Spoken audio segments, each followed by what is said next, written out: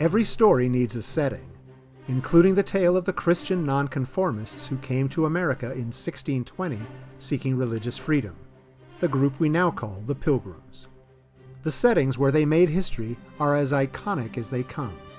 The Mayflower, the cargo ship that brought them across the Atlantic, and Plymouth, the colony they founded, the first permanent English settlement in New England. Less known about the Pilgrims is that before they sailed for New England, their church had been located in 3 different places, an English village and 2 Dutch cities. Each had profound impact on the Pilgrims' view of their world and of the way they would build their new society. The religious odyssey of the Pilgrims begins here, 3,200 miles from Plymouth, in the English village of Scrooby. It is here in Scrooby that a congregation of religious dissenters worshipped in secret and in danger. They had separated from the Church of England, believing it had done little to distinguish itself from the Roman Catholic Church. But that made them fugitives in their own country.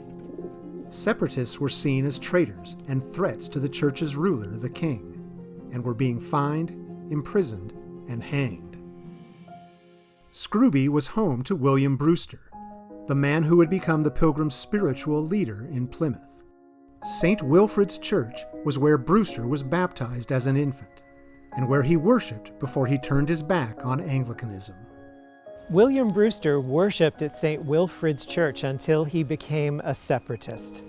But it is here where his rebellion began, where he started rejecting those things that troubled Reformed Christians: the use of the Book of Common Prayer, ministers wearing vestments, and signing the cross during baptisms, as well as a national hierarchical church structure instead of one that was local, congregational, and democratic. In 1606, when the persecuted Pilgrims were in desperate need of a safe haven to practice their faith, Brewster brought them to Scrooby. They held their worship services just down the road from St. Wilfrid's, at the last place the Anglican authorities would ever suspect. This is all that remains of Scrooby Manor, once one of the finest properties owned by the Archbishop of York. William Brewster administered the manor. He also served as postmaster, responsible for having horses ready for the royal letter carriers. Little did the Archbishop of York suspect he was orchestrating seditious worship under his very nose. The Pilgrims made Scrooby their spiritual home for 2 years. But by 1608, the Crown's vendetta against them had grown so severe they had no other choice but to flee England. Their destination was reputed to welcome people of all beliefs, and was only 350 miles away. Amsterdam today bears only a slight resemblance to the city the Pilgrims knew, but the 17th century version crackled with the same energy. When the first wave of Pilgrims arrived from Scrooby, they worshipped with English separatists who had been in Amsterdam for a decade. They were known as the Ancient Brethren. Brewster and the Pilgrims' pastor, John Robinson, had remained behind in England to coordinate the escape of the rest of the church.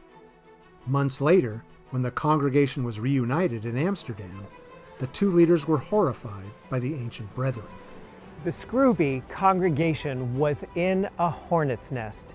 The Ancient Brethren had a history of falling into splintering factions, often for petty reasons, like arguing about the minister's wife's dress, while the ruling elder was caught in acts of child abuse, and the church looked away from his crimes. When the Pilgrims arrived, all was calm, but soon exploded as the Ancient Brethren fell into controversies over their church government and the baptism of infants. Shocked by the Ancient Brethren's infighting and unstable doctrines, Robinson and Brewster looked for ways to escape. Leaving Amsterdam was vital to holding their flock together. Fortunately, another Dutch city 25 miles away offered the same religious tolerance, and a new beginning: Leiden. Today, Leiden retains much of its historical charm. In the Pilgrims' day, it was a vibrant intellectual hub and home to a newly founded university. Most of the Pilgrims lived in the shadow of one of Leiden's oldest churches, the Peterskirk. This building facing it was erected in 1683, long after the Pilgrims were gone. But prior to that stood the house where John Robinson lived and his congregation worshipped. Leading members of the church funded the purchase of a house and garden that came with 50 square yards of open ground. The plot was used to build between 1 or 2 dozen small houses to shelter church members. The house served the Robinsons as a parsonage, and until the congregation grew larger, reaching 500 people, it also served as their meeting house. Life in Leiden was grueling on all fronts. Learning to speak Dutch was difficult. Well-paying jobs for refugees were scarce. Most church members were country people who had to learn unfamiliar city trades. Fortunately, Leiden's clothmakers needed thousands of skilled and unskilled workers. The Pilgrims endured in Leiden 12 years before some of them decided to brave a new start in America. Economic hardship wasn't the only reason.